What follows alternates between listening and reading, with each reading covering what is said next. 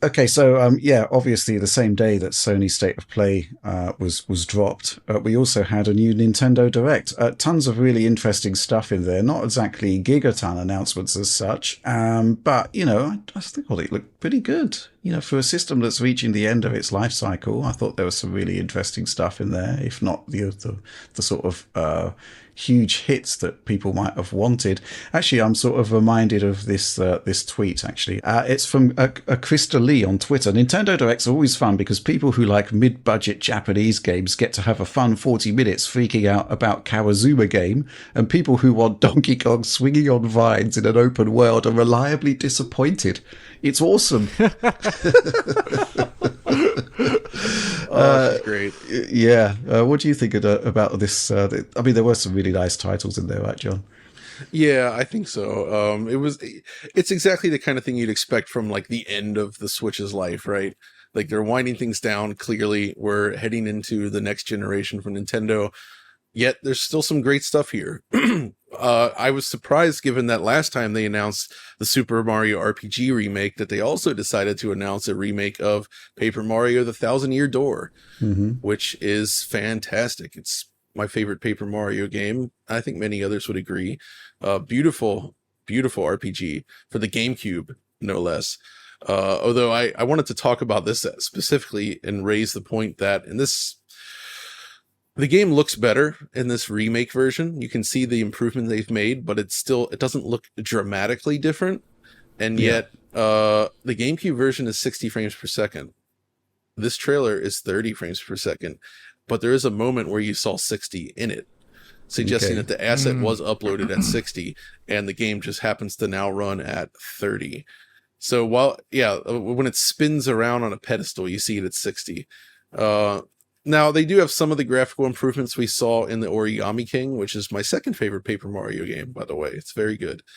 It still looks not that much different. Well, it doesn't look so much better that you couldn't imagine seeing this at 60 frames per second. And I don't know. I mean, that just really bothers me somehow when you do a supposed like remaster, re-release of a game, and you're like, yeah, we're just going to have the frame rate versus the original. That's what happened with Tales of Symphonia. But that was for kind of a different reason because of the whole source code thing. But this, like, what is going on? I don't get that. Yeah. Okay. Because it's not like 60 FPS is necessary for gameplay with Paper Mario, but that's what made the original look just so neat in motion, was it was so fluid. And that's just gone here.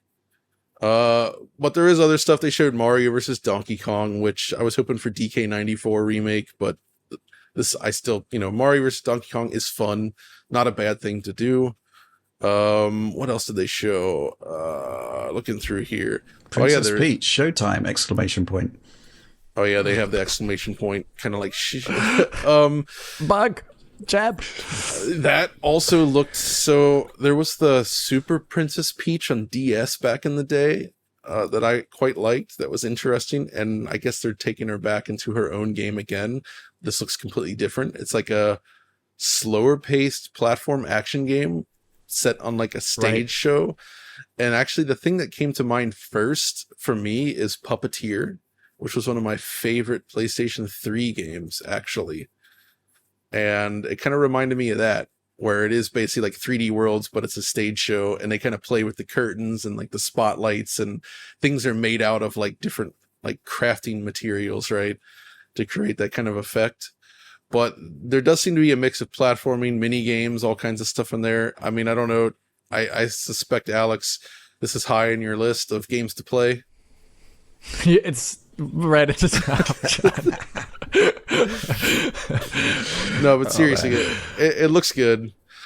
They also showed another Code Recollection, which is like, those were originally DS games, I guess. I can't remember. I actually never played these, but I'd heard good things about it, and it looks like a complete visual reimagining. So I'll be curious to see what that's about. What else? Oh, Contra. They showed a new Contra, which is that is freaking cool. Operation Galuga. It seems to be kind of a remake, sort of the original. No, okay. Actually, I can't tell because it looks different enough. There's enough different stuff in there that it seems like it could be an original game as well. The visual Yeah. style, I'm torn on. I don't think it looks bad, but I don't think it looks great either. They released it. What was the name of that Metroid-like game that Epic made? Oh, Shadow Complex. It looks like Shadow Complex visually to me. I don't know. That's maybe just parts me. of it. They did release another trailer after the show that's 60 frames per second. I assume the Switch version is going to be 30 because WayForward.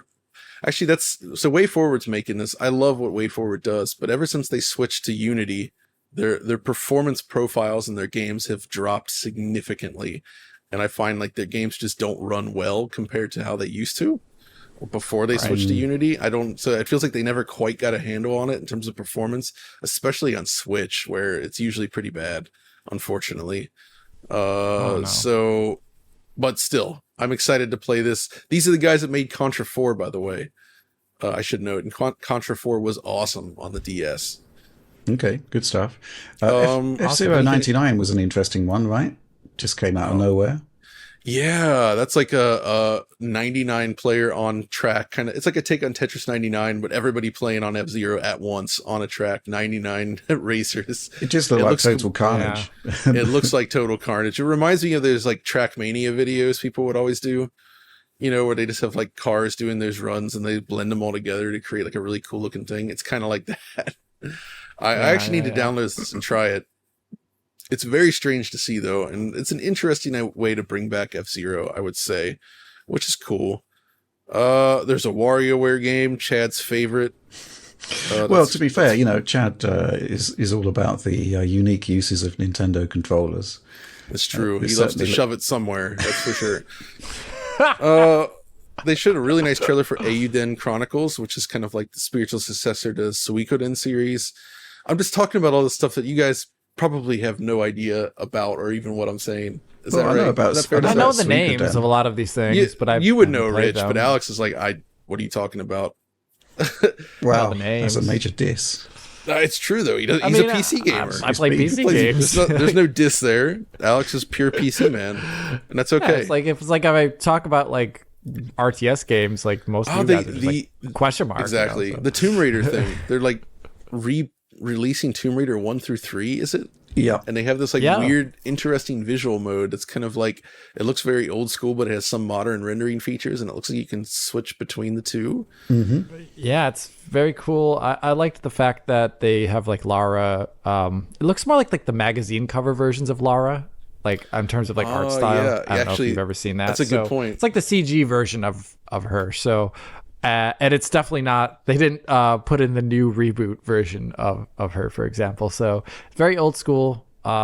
Excited to see how well it looks in person, though, because redoing these games with such sparse geometric detail, like ridiculously sparse, like way below even something like Super Mario 64.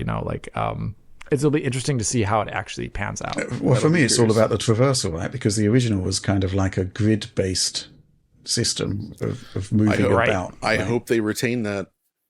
Yeah, you can play it with just a keyboard only. That's super important to the gameplay.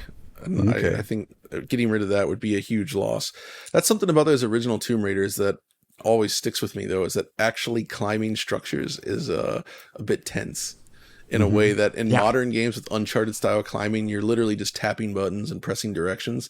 There's no challenge or real interesting element to it. It's just time you spend going from point A to point B. It's like watching animations, right? But with Tomb Raider, it was not like that at all. Like, you had to line up your jumps. You had to be very careful with what you did. And some people found that frustrating, no doubt, although the game was obviously a huge success. But I think that's what makes it so memorable. When you're climbing to the top of one of those huge, like, central vertical shafts, and you miss that last jump, yeah, it's frustrating. But the fact that you can miss it adds so much to that tension, and I love it. Way more tension. It's really, really cool stuff. Yeah. I was reminded of Assassin's Creed, where basically the original game did have some challenge in the sort of climbing aspects, but then in the second it was just done for you, really, and from there on. Yeah. Automatic climbing is the order of the day, that's for sure, and that always makes me sad. I wish we could see this concept revisited in a new game. Okay. The last things to mention real quick is they showed a game called Stray Children on the Japanese Direct from the developers behind the game Moon, kind of a cult classic. It's absolutely gorgeous pixel art design. Just it really looks like it's straight off the Sega Saturn, though, in a good way. But like the lighting and the design and like conceptually, it looks really, really interesting and nice. And I'm going to be following that. They showed a new trailer for Ys 10 Nordics, which comes out on the day we leave from Japan, and I hope I can pick up a copy before we get out the door. They also, I don't know if this was in the direct, but Nintendo announced that Mario Kart 8 is getting a re-release in Japan, a boxed version that has all those DLC courses on it. Okay. Oh, wow. Whether Complete the edition, question then. though, is it just a voucher or is it actually on the card? We don't know yet, but I think it's cool that they're actually doing that because it's something I kind of expressed interest in when they first announced all these DLC courses. So they basically like quadrupled the amount of content in that game. There's so many tracks now. Yeah. But yeah, that's kind of Nintendo Direct. I don't think, do you have anything else to say about that? Well, guys, it's just the Rich, timing Alex? of a lot of these releases seems to go well into 2024, which raises the question of how they're going to handle the transition to Switch 2, which I guess is a completely different topic. I guess if you've got backwards compatibility, it's not a problem. I guess if you're doing multiple SKUs, it's not a problem. If you've got cross-buy between the two generations, it's not a problem.